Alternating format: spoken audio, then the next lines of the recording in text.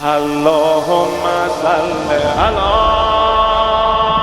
اللهم صل على فاطمة وأبيها وبعلها وبنيها والسر المستودع فيها يا زهراء يا زهراء علي يا زهراء يا زهراء الزهراء نور من أنوار الله الزهراء وحي من آثار الله الزهراء ما أدراك ما الزهراء الزهراء سر من أسرار الله الزهراء سر من أسرار الله روح اعطیناک است فوق هر ادراک است زهره افلاک است ممدوحه املاک است منصوره بیباک است مادر آب و خاک است ریحانه خواجه لولاک است روز قیامت میکند بر همه اتمام حجت می کند از دشمنان امیرالمؤمنین والله اعلام براءت می کند والله اعلام براءت می کند اللهم صل علی فاطمة و ابیها و بعلها و بنیها والسر المستودع فيها يا زهراء يا زهراء علي يا زهراء يا زهراء سل عنها لا يدري ما معناها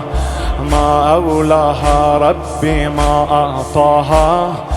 سر في سر نور فوق النور سل عن أولاها سل عن أخراها سل عن أولاها سل عن أخراها هل كانت إنسية هل كانت حورية طينتها نورية في قدر مخفية جلت في القدسية راضية مرضية فوق الأغل لا يدرى ما هي سبحان من سواها في العالمين أخفاها سرا في الأشياء لا يبيد سبحان من قد أبدى فينا اسمها سرنا فيها في الدنيا مؤمنين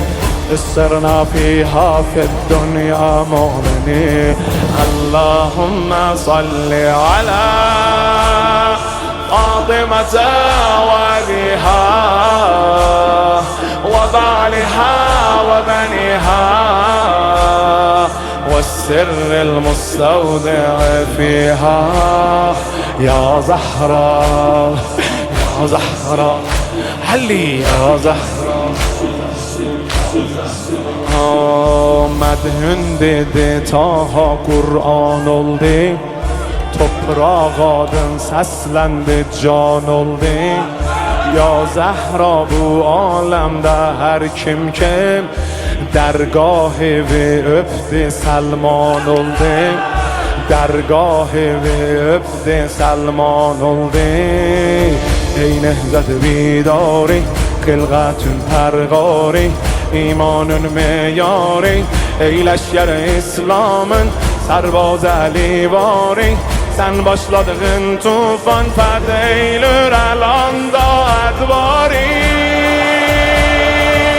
zalimler alemde eyledün mesaf hakkı ve erş و فرش eylür اعتراف مرتضا کعبه‌دür دور کعبنی